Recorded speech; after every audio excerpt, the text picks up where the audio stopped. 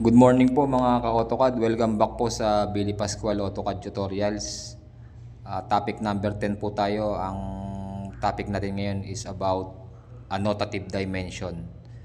So magsimula po tayo sa paggawa ng text style na naka-annotative din. So kung mapapansin nyo dito, yung kulay white na text is hindi pa siya naka-annotative. Pero gagawa tayo ng style, ng text style. Yung kulay dilaw is makikita nyo naka-annotative na siya. Pag in-upload ko pa yung video na to is magbibigay po ako ng screenshot kasi hindi ko mapakita dito sa screen record yung windows ng settings ng dim style tsaka ng text style. Pero may screenshot po ako naka-ready. I-highlight natin kung paano mo ma-set ng naka-annotative yung text. So dito sa loob ng sheet na to, ang ginawa kong example yung kasalukuyan namin project dito sa Riyadh. Ito yung foundation details. So kinlik ko dito yung dimension, dalawang dimension yan ng naka-scale ng 1:20. Yung isa is naka-annotative kung mapapansin nyo sa properties pag highlight natin yung dim style. At saka isa pa, may lumalabas siya na symbol nung triangular scale pag in-highlight mo yung yung dimension. So dito, ito naman is mapapansin niyo maraming lumalabas na dimension kasi nga kahit anong scale pwede mo siyang gamitin na iisang dim style lang. So yung nasa ibabaw, naka 1:10 po yan yung viewport natin. Pero papakita ko mamaya na magiging magka-size yung text style na ginamit dun sa annotative na dim style.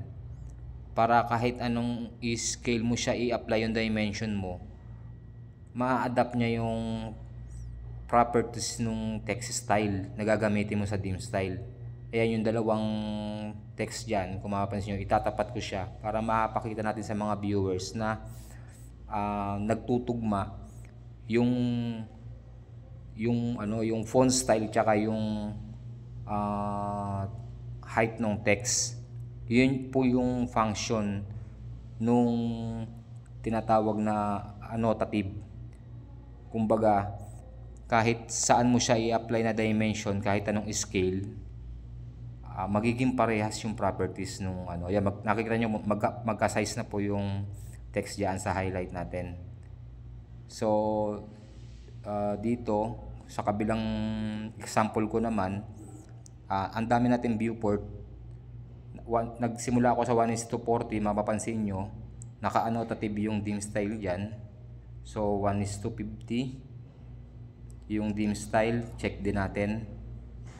Iisang dim style pero in-apply natin sa magkakaibang scale.